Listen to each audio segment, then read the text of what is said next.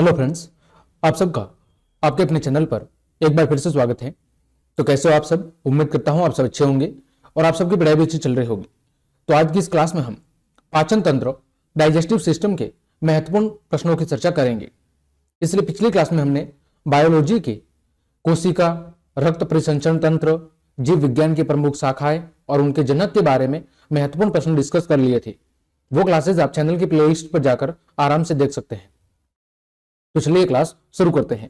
पहला प्रश्न है, निम्न में से कौन सा एंजाइम आमाशय से स्रावित नहीं होता है? यानी इनमें से ऐसा कौन सा एंजाइम है जो आमाशय से स्रावित नहीं होता है? तो रेनिन, पेप्सिन, जठर लाइपेज या अग्नाशयी लाइपेज। तो जो अग्नाशयी लाइपेज हैं ये आमाशय से स्रावित नहीं होता है, ये अग्नाशय से स्रावित होता है। ठीक है, तो ऑप्शन नंबर डी आपका सही जवाब होगा। प्रश्न संख्या 2, निम्न में से कौन सा एंजाइम प्रोटीन के पाचन में सहायता करता है? इनमें से ऐसा कौन सा एंजाइम है जो प्रोटीन के पाचन में क्या करता है? सहायता करता है। तो आपका जो टाइलिन, लाइसोजाइम, पेप्सिन या लाइपेज। तो आपका जो पेप्सिन एंजाइम है जो कि आमाशय से स्रावित होता है, ये प्रोटीन के पाचन का कार्य करता है। ठीक है, जो पेप्सिन है ये आपके प्रोटीन के पाचन का क्या करता है? प्रोटीन के पाचन का कार्य करता है। वही बात करें लाइपेज, तो लाइपेज वसा के पाचन का कार्य करता है। बाकी टाइलिन और जो लाइसोजाइम है, ये जो दो एंजाइम है ये आपके पाए जाते हैं इसके अंदर, लाल रस के अंदर आपके पाए जाते हैं टाइलिन और आपके लाइसोजाइम। ठीक है, टाइलिन क्या काम करता है? टाइलिन जिसे हम एमाइलेज भी कहते हैं, ये स्टार्च का पाचन करता है। किसका पाचन करता है? स्टार्च का। और जो आपका लाइसोजाइम है, लाइसोजाइम क्या करता है? ये कीटाणुओं को नष्ट करने का काम करता है। क्या करता है? कीटाणुओं को नष्ट करने का काम करता है आपका लाइसोजाइम। ठीक है, ये दोनों ही किसके द्वारा? लार के अंदर दोनों एंजाइम पाए जाते हैं, टाइलिन और लाइसोजाइम। टाइलिन स्टार्च का पाचन करता है, ठीक है, स्टार्च का पाचन, और लाइसोजाइम आपका करता है कीटाणुओं को नष्ट करने का काम करता है। अगला प्रश्न है आपका, दूध में पाया जाने वाला मुख्य प्रोटीन कौन सा है? दूध के अंदर पाया जाने वाला मुख्य प्रोटीन कौन सा है? तो वो होगा आपका कैसीन। कौन सा होगा? कैसीन। ये दूध के अंदर पाया जाने वाला मुख्य प्रोटीन होता है। प्रश्न संख्या 4 है, HCl हाइड्रोक्लोरिक अम्ल का स्रावण आहार नाल के किस भाग से होता है? यानी कि HCl का जो स्राव है वो आमाशय आपके आहार नाल के किस भाग से होता है? तो आप सबको पता है कि HCl का जो स्राव है वो आमाशय में उपस्थित जठर ग्रंथियों से होता है। कहां से होता है? आमाशय में उपस्थित जठर ग्रंथियों से। और ये हाइड्रोक्लोरिक HCl काम क्या करता है? ये भोजन के माध्यम को अम्लीय बनाने का काम करता है। क्या करता है? ये भोजन के माध्यम को अम्लीय बनाने का काम करता है, जो कि पेप्सिन की क्रिया में क्या होता है? सहायक होता है। ठीक है, आगे बढ़ते हैं। पानी के अंदर फ्लोराइड की मात्रा बढ़ने से दांतों में कौन सा रोग होता है? पानी के अंदर फ्लोराइड की मात्रा बढ़ने से दांतों के अंदर कौन सा रोग होता है? तो उस रोग का नाम है फ्लोरोसिस। कौन सा नाम है? फ्लोरोसिस। आगे बढ़ते हैं। प्रश्न संख्या 6, एक वयस्क व्यक्ति का दंत सूत्र होता है। आप सबको पता है कि जो मानव के अंदर कार्य के आधार पर जो दांत होते हैं वो कितने प्रकार के होते हैं? 4 प्रकार के। ठीक है, कार्य के आधार पर जो दांत होते हैं वो कितने प्रकार के होते हैं? 4 प्रकार के होते हैं। कौन कौन से? आपके कर्तनक, दूसरे होते हैं रद्नक, तीसरे होते हैं आपके अग्रचवर्णक, और चौथे होते हैं आपके चवर्णक। ये 4 दांत होते हैं मनुष्य में कार्य के आधार पर। कर्तनक क्या करते हैं? ये सबसे आगे वाले चपटे और नुकीले दांत होते हैं या धारदार दांत होते हैं, ये काटने का काम करते हैं भोजन को। रद्नक फिर नुकीले होते हैं जो भोजन को चीरने और फाड़ने का काम करते हैं। अग्रचवर्णक क्या करते हैं? भोजन को पीसने का काम करते हैं, जो बच्चों के अंदर अनुपस्थित होते हैं, बच्चों के अंदर अनुपस्थित होते हैं। फिर है चवर्णक, तो ये भोजन को पीसने का काम करते हैं, ये जीवन में केवल एक बार निकलते हैं, और इनको क्या कहते हैं? इनको अक्लदाढ़ भी कहते हैं। क्या कहते हैं? अक्लदाढ़ भी कहते हैं, और इन्हें अवशेषी अंग भी कहते हैं। और किशोरों के अंदर 4 चवर्णक दांत उपस्थित होते हैं। अब बात करें अगर दंत सूत्र की, तो जो वयस्क लोग होते हैं उनके अंदर दांतों की संख्या कितनी होती है? 32, यानी 16 ऊपरी जबड़े के अंदर और 16 निचले जबड़े के अंदर। तो उसका सूत्र होता है ये 2123/2123। 16 दांत ऊपरी जबड़े के अंदर। ठीक है, तो देखो ये कितने हो गए? 4 और 3 7 और 1 8। ठीक है, 8 और 8 16। आपके एक जबड़े के अंदर कितने दांत होते हैं? टोटल 16 दांत होते हैं। तो दोनों जबड़ों के अंदर 16 और 16 कितने हो गए? 32 हो गए। फिर बात करें किशोरों की, तो किशोरों के लिए जो दंत सूत्र होता है वो होता है आपका ये 2123। बट गुणा 4, यानी एक जबड़े के 2 भाग होते हैं, तो एक जबड़े के अंदर कितने होते हैं आपके 7 दांत, टोटल कितने होते हैं 28। ठीक है भाई, ये क्या है, जो जबड़े हैं वो 2 होते हैं और प्रत्येक जबड़ा 2 हिस्सों के अंदर बटा होता है, तो एक जबड़े के हिस्से में कितने होते हैं 7 आपके, तो 7 गुणा 4 कितने हो जाएंगे 28। ठीक है, वही वयस्क में कितना होता है 2123 गुणा 4, यानी कि 8 गुणा 4 यानी कि 32 होते हैं। ठीक है, वही बात करें शेषवा अवस्था में, तो शेषवा अवस्था में जो दांतों की संख्या होती है वो होती है 2102। ठीक है, 2102 गुणा 4, तो ये कितने हो जाएंगे 20, यानी उनके अंदर जो अग्र चवर्णक है वो दांत अनुपस्थित होते हैं। तो ये हो गया आपका दांतों का सूत्र।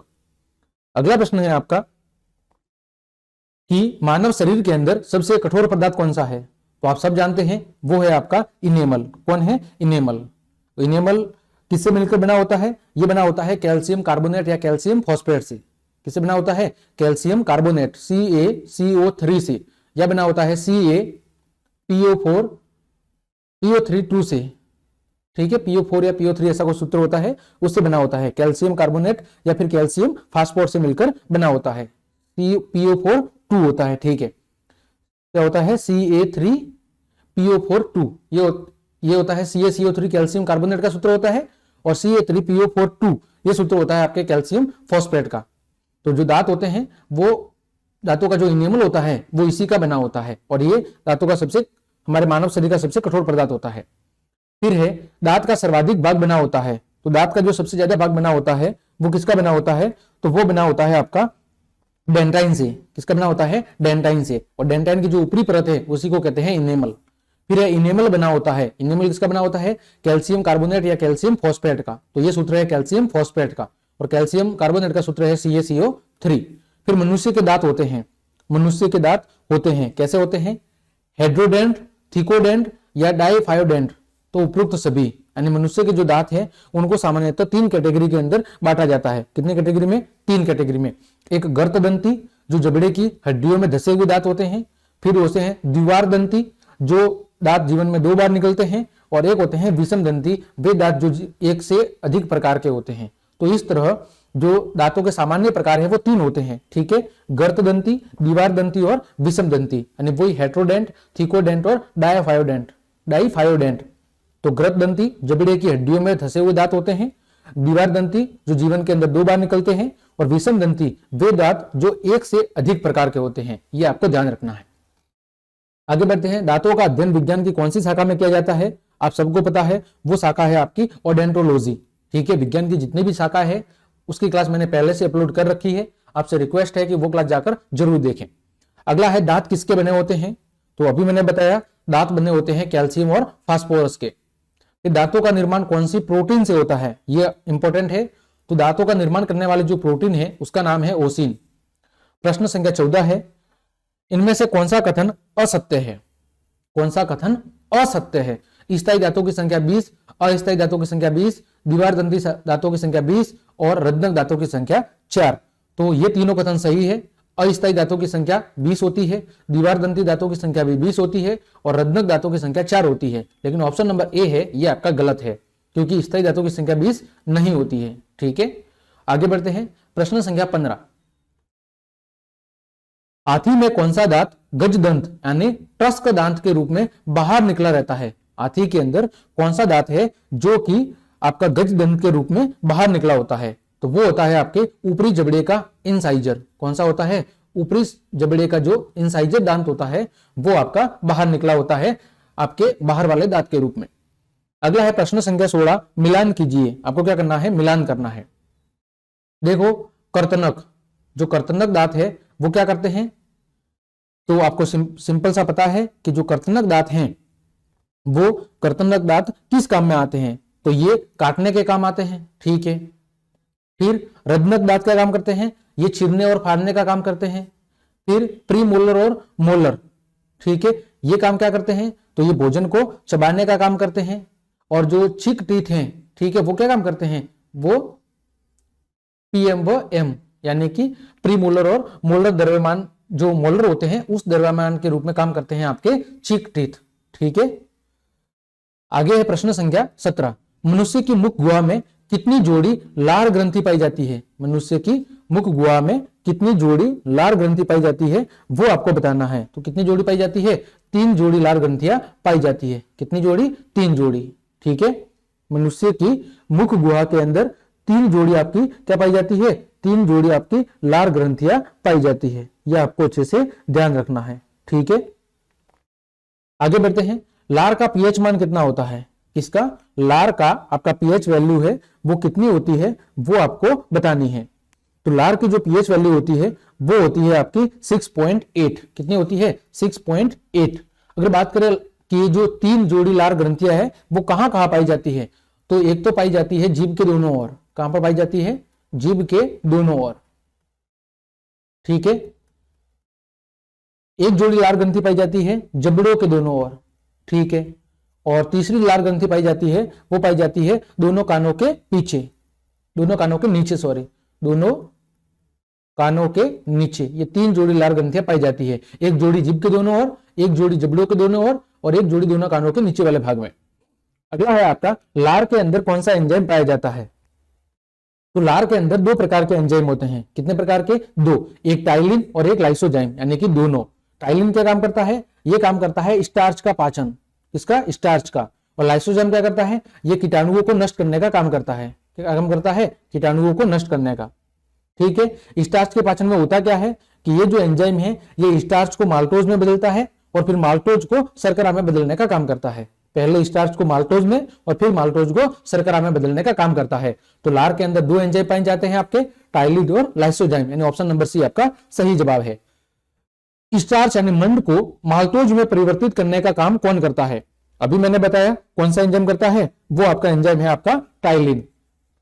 फिर कड़वे की जानकारी जीभ के किस भाग से होती है, यानी कि किसी भी पदार्थ के कड़वे होने की जो जानकारी है वो जीभ के कौन से भाग से पता चलती है, ये हमें बताना है।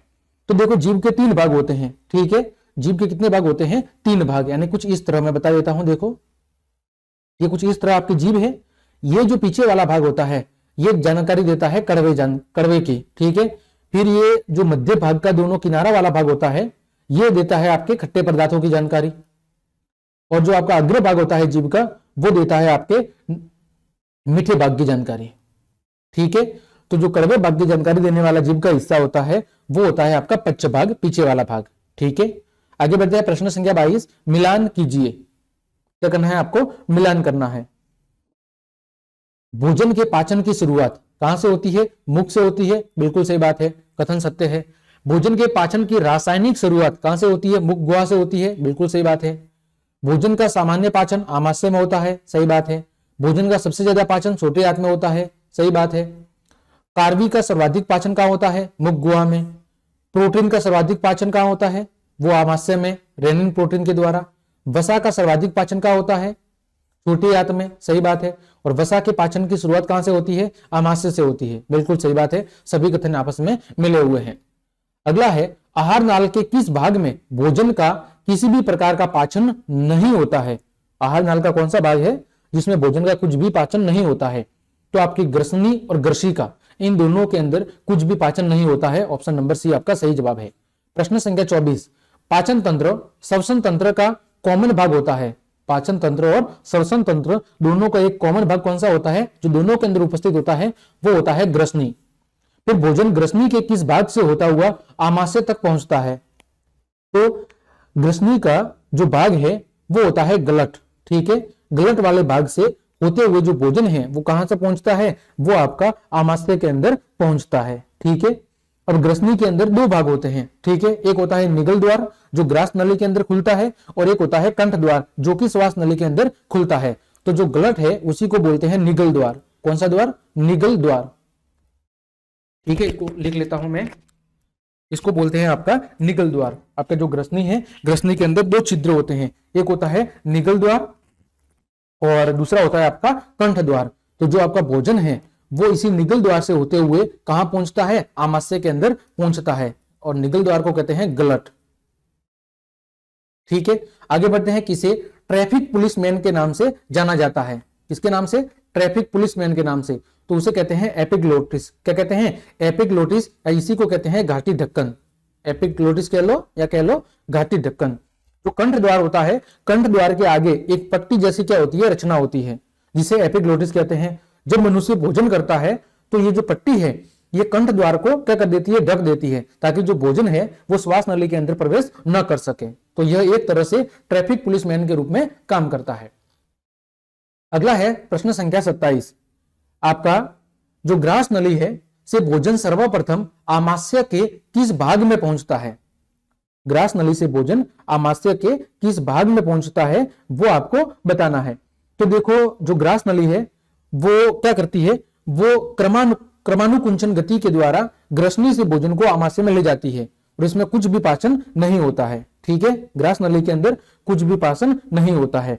और जो ग्रास नली है वो आमाशय का एक भाग होता है कार्डियक, या जिसे हम कहते हैं जठरागम। क्या कहते हैं? कार्डियक या जठरागम कहते हैं, और उससे जुड़ा होता है आपकी ग्रास नली।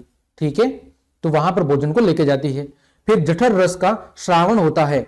तो जठर रस का जो श्रावण है वो कहां होता है? जठर रस का जो स्त्रावण है वो होता है आपके आमाशय में। दूध में पाई जाने वाली प्रोटीन कौन सी है? तो दूध के अंदर पाई जाने वाली जो प्रोटीन है वो है आपकी केसिन। फिर है प्रश्न संख्या 30। दूध में उपस्थित केसिन नामक प्रोटीन को कैल्शियम पैराकैसिनेट में परिवर्तित करने का कार्य कौन सा एंजाइम करता है? दूध में मौजूद कैसिन नामक प्रोटीन को कैल्शियम पैराकैसिनेट में बदलने का काम कौन सा एंजाइम करता है? तो वो करता है आपका रेनिन। ठीक है, अगला, आमाशय में प्रोटीन को पेप्टोन और प्रोटीज में परिवर्तित कौन सा प्रोटीन करता है? तो वो होता है आपका पेप्सिन। फिर आमाशय में वसा के पाचन की शुरुआत कौन सा एंजाइम करता है? तो आमाशय के अंदर वसा के पाचन की शुरुआत करता है जठर लाइपेज। फिर HCl का श्रावण आमाशय में स्थित कौन सी कोशिकाओं से होता है? तो HCl का जो स्राव है वो आमाशय में उपस्थित ऑक्सीलिटिक या पेराइटल कोशिकाओं से होता है। कहां से होता है? ऑक्सीलिटिक या पेराइटल कोशिकाओं से जठर रस का क्या होता है? स्राव होता है। HCl का कार्य क्या है? आप सबको पता है, जीवाणुओं को नष्ट करना, टाइलिन के प्रभाव को निष्क्रिय करना और निष्क्रिय एंजाइमों को सक्रिय करना, यानी उपयुक्त सभी, ये सब HCl के कार्य है। आगे बढ़ते हैं, प्रश्न संख्या 35। आमाशय के पाचन के बाद भोजन को किस नाम से जाना जाता है? तो आमाशय में पाचन के बाद जो भोजन है उसे किस नाम से जाना जाता है? तो उसका नाम है आपका काइम। क्या नाम है? काइम। ठीक है, आमाशय के कितने भाग होते हैं? आमाशय के 3 भाग होते हैं। कौन कौन से? एक होता है पहला कार्डियक, दूसरा होता है आपका फंडिक, और तीसरा जो अंतिम भाग होता है वो होता है आपका पाइलोरिक। कौन सा होता है? पाइलोरिक। ठीक, ये कार्डियक किससे जुड़ा होता है? आपकी ग्रास नली से। फंडिक मध्य भाग होता है, और जो आपका पाइलोरिक है वो जुड़ा होता है आपके ग्रहणी से, यानी छोटी आंत से। ठीक है, आमाशय को HCl के प्रभाव से बचाने का कार्य या स्वपाचन से बचाने का कार्य कौन करता है? आमाशय को HCl से बचाने का जो कार्य है वो करता है श्लेष्मा। ठीक है, अगला है कौन सा एंजाइम केवल बच्चों में स्रावित होता है 8 वर्ष तक? तो उस एंजाइम का नाम है रेनिन। भोजन का सर्वाधिक पाचन और अवशोषण कहां पर होता है? सबको पता है, छोटी आंत के अंदर। कहां पर होता है? छोटी आंत के अंदर भोजन का सबसे अधिक पाचन होता है। तो इसका जो प्रारंभिक भाग होता है वो यू की तरह मुड़ा होता है, उसे क्या कहते हैं? ग्रहणी। और आपकी जो ग्रहणी है वो लगभग 25 सेंटीमीटर लंबी होती है, और इसका जो बाकी का भाग है वो इलियम कहलाता है। ठीक है, छोटी आंत के 3 भाग होते हैं, एक ड्यूडेनम, एक होता है जेजुनम और एक होता है इलियम। ड्यूडेनम जिसे ग्रहणी कहते हैं, भोजन का जो रासायनिक पाचन का कार्य है वो यहीं पे होता है। दूसरा भाग होता है जेजुनम, जो पचित आहार रस है उसका अवशोषण जेजुनम में होता है, और तीसरा भाग है इलियम। ठीक है, जो पोषक तत्व होते हैं उनका अवशोषण होता है इलियम के अंदर। फिर छोटी आंत का कौन सा भाग आमाशय से जुड़ा होता है? तो जो सबसे पहला भाग होता है ग्रहणी, जिसको ड्यूडेनियम बोलते हैं, यह भाग जुड़ा होता है आमाशय से। यहां पर क्या होता है? भोजन के रासायनिक पाचन का जो कार्य है वो किया जाता है ग्रहणी के अंदर। फिर लीवर, यकृत या जिगर से संबंधित विज्ञान की कौन सी शाखा में अध्ययन किया जाता है? लीवर या यकृत से संबंधित विज्ञान की जो शाखा है उसे कहते हैं हिपेटोलॉजी। मानव शरीर की सबसे बड़ी ग्रंथि कौन सी है? लीवर या यकृत है। फिर प्रश्न संख्या 42 है, कौन सा कथन लीवर और यकृत के संबंध में असत्य है, गलत है? तो पीत रस का श्रावण पित्ताशय से होता है, यह कथन गलत है। बाकी लीवर से पीत रस का श्रावण होता है, सही बात है। यकृत कोशिकाएं कैरोटीन से विटामिन ए का संश्लेषण करती है, सही बात है। अमोनिया से आर्निथिन चक्र के द्वारा यूरिया का निर्माण, किसका? यूरिया का निर्माण लीवर में होता है, बिल्कुल सही बात है। तो ऑप्शन नंबर ए है, ये आपका कथन गलत है, असत्य है। आगे बढ़ते हैं, प्रश्न संख्या 43। कुफुर कोशिकाएं पाई जाती है, तो जो कुफुर कोशिकाएं है वो पाई जाती है लीवर में। प्रश्न संख्या 42, किसे पूर्ण पाचक रस की संज्ञा दी गई है, तो पूर्ण पाचक रस की संज्ञा दी गई है अग्नाशीय रस को। फिर पीत रस का संग्रहण या संचयन कहां पर होता है, तो पीत रस का जो संग्रहण है वो होता है पित्ताशय में। 46वां प्रश्न है, बिलिरुबिन व बिलिवर्डिन वर्णक कहां पाए जाते हैं, तो ये पाए जाते हैं पीत रस के अंदर, जिसकी वजह से पीत रस का रंग पीला होता है। फिर वसा को पायसीकरण या इमल्सीकरण कौन करता है, तो वसा का पायसीकरण या इमल्सीकरण करने का जो काम है वो किया जाता है पीत रस के द्वारा। भ्रूणीय अवस्था में आरबीसी का निर्माण कहां होता है, तो वो होता है लिवर में और प्लिया में। तो ऑप्शन नंबर सी आपका सही है। ग्लूकोज का ग्लाइकोजन में परिवर्तन क्या कहलाता है, तो ग्लूकोज का ग्लाइकोजन के अंदर जो परिवर्तन है वो कहलाता है ग्लाइकोजेनेसिस। क्या कहलाता है, ग्लाइकोजेनेसिस। जीव जंतुओं का संचित भोजन किसे कहा जाता है, तो वो कहा जाता है आपके ग्लाइकोजन को जीव जंतुओं का संचित भोजन कहते हैं। फिर है आपके पीएच मान। लार का पीएच मान कितना होता है, लार का जो पीएच मान है वो होता है लगभग 6.8, रक्त का होता है 7.4, आपका जठर रस का होता है 1.2, मूत्र का कितना होता है, मूत्र का होता है 4.8 से लेकर 8.4 तक, पीत रस का कितना होता है 7 से लेकर 8.6 तक, अग्नाशी रस का कितना होता है लगभग 8.4, दूध का होता है 6.4, आंसू जल का होता है 7। अगला, यकृत की कोशिकाएं जो बक्साणु की तरह कार्य करती है वे हैं, तो वे कौन सी कोशिकाएं होती है, वो होती है कुफुर कोशिकाएं।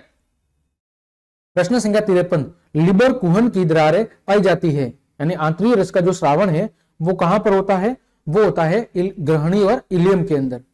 ठीक है, आंतरिक रस का श्रावण होता है ग्रहणी और इलियम में। सबसे बड़ी लार ग्रंथि कौन सी है, तो वो है आपकी पैरोटिड। लेगरहेंस द्वीप कोशिकाएं कहां पर स्थित होती है, ये होती है अग्नाशय ग्रंथि में।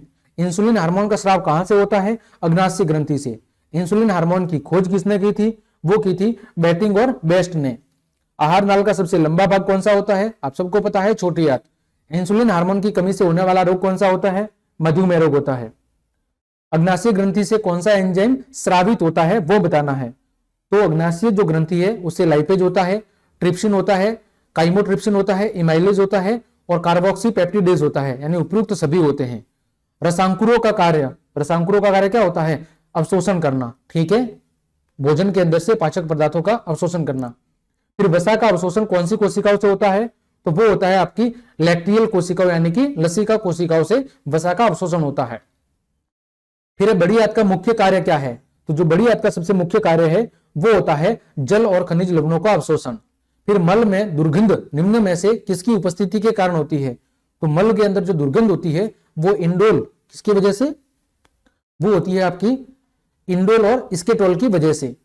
फिर वर्मीफोल अपेंडिक्स यानी अवशेषी अंग बड़ी के किस भाग से जुड़ी रचना होती है, तो जो आपका अपेंडिक्स होता है वो बड़ी आंत के सीकम से जुड़ा हुआ भाग होता है। फिर है मम्पस बीमारी में किस ग्रंथि में सूजन, जलन और दर्द होती है, तो मम्पस जो बीमारी है उसमें जो पैरोटिड ग्रंथि है उसके अंदर सूजन, जलन और दर्द होता है। सबसे बड़ा आंतरिक अंग कौन सा है, वो है आपका लीवर। सर्वाधिक पुनरुद्भवन की क्षमता किसमें पाई जाती है, वो पाई जाती है किसके अंदर, सर्वाधिक पुनरुद्भवन की क्षमता किसमें पाई जाती है, लीवर और यकृत में। फिर विषाक्त जहरीले भोजन को अविषाक्त करने का कार्य कौन करता है, तो वो करता है आपका लीवर। फिर निम्न में से कौन सी बड़ी आंत का भाग नहीं है, तो बड़ी आंत का भाग नहीं है वो बताना है। तो बड़ी आंत के आपको पता है बड़ी आंत के कितने भाग होते हैं, बड़ी आंत के आपके 3 भाग होते हैं, सीकम, कोलोन और मलाशय। तो सीकम, कोलोन और फिर कौन सा है आपका रेक्टम यानी मलाशय, ये तीनों बड़ी आंत के भाग है। लेकिन इलियम आपके बड़ी आंत का भाग नहीं होता है। ये किसका भाग होता है, ये आपका भाग होता है छोटी आंत का, इलियम। ठीक है, तो इस तरह हमने आपके पाचन तंत्र के लगभग 70+ जितने भी महत्वपूर्ण प्रश्न बन रहे थे उन सभी को बहुत अच्छे से डिस्कस कर लिया है। उम्मीद करता हूं ये सारे प्रश्न आपकी परीक्षा के लिए उपयोगी साबित होंगे। तो क्लास देखने के लिए आप सभी को धन्यवाद। यदि आपको मेरी क्लास और मेहनत पसंद आई है तो फिर लाइक, कमेंट, शेयर और सब्सक्राइब जरूर करें। आज के लिए इतना ही। जय हिंद, जय भारत।